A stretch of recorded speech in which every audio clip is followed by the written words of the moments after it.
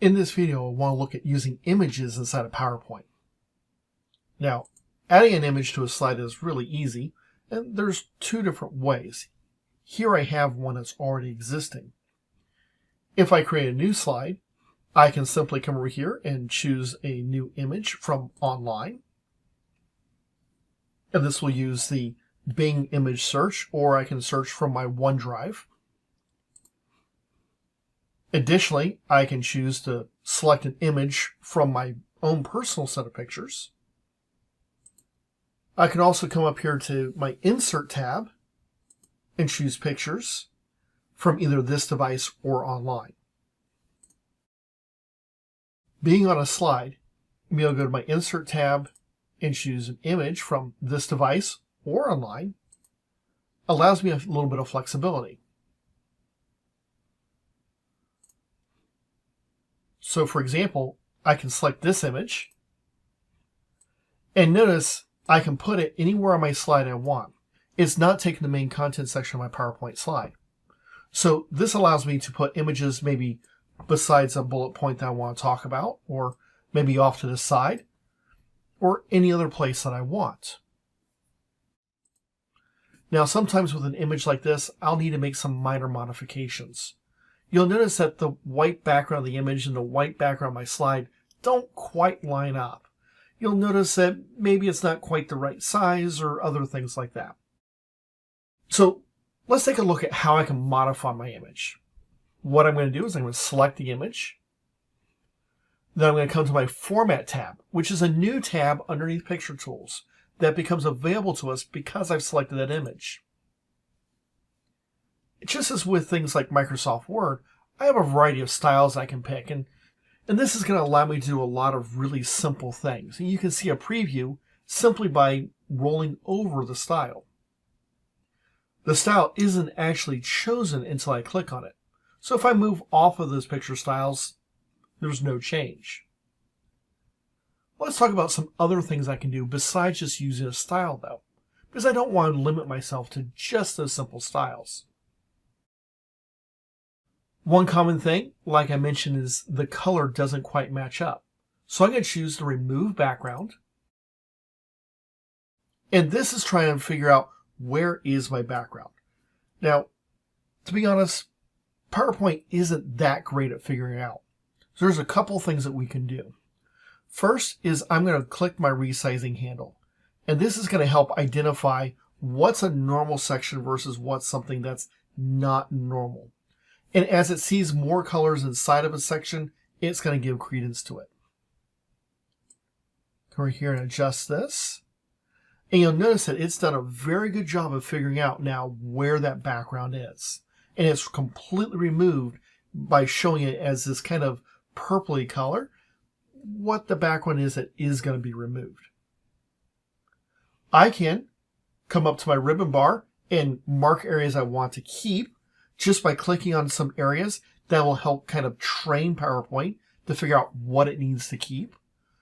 Likewise, if it's keeping something I don't want, I can mark areas that I want to remove.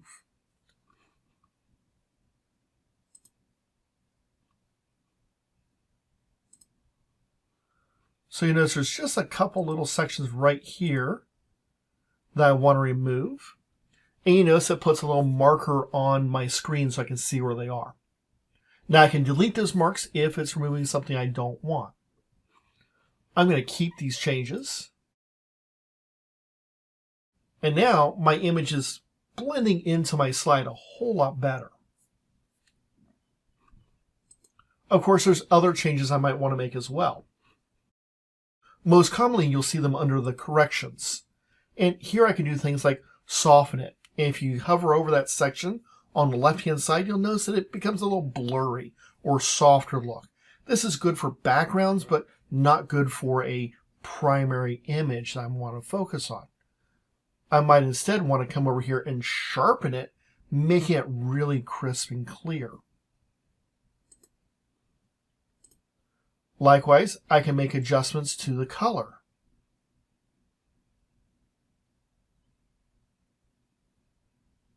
This is going to allow me to adjust both the brightness and the contrast Adjusting to both of these is going to help make things stand out by adding contrast, or brighten things up by making it a little bit brighter. Now, the best thing you can do is to pick the right image that's properly formatted. But if you have an image that you need to tweak a little bit, this is a very simple and easy way to do it. If I come over to my color section, I can now do things like make it grayscale, or if you prefer black and white. I have some high contrast grayscale, which is a little bit harder to see in some cases, but might fit for your image. I can also colorize images, and notice where I put as a background, it is still blocking out for me. Likewise, I can adjust the color saturation. And you can see what the default is, but I can make it more saturated or less saturated. This is going to work the same as a tone, which is kind of like making something, if you would prefer, maybe sepia tone.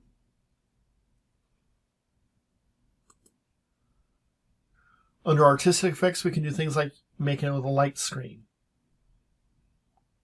Come right here and have it look through a glass, like a frosted glass. There's all different types of styles that you can choose to affect your image. Which ones you choose is up to you. Often, no effect is sometimes the best effect, and it's good to keep that in mind. If I need to change my picture, I can select from my change picture and choose a new file. Additionally, I can crop my image. For example, maybe I don't want all this white section on the top of my image. And so I'll choose to crop it, and then I'll choose to resize my image to make it a little bit bigger.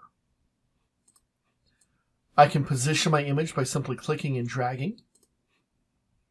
So those are some really quick ways I can work with images inside of PowerPoint.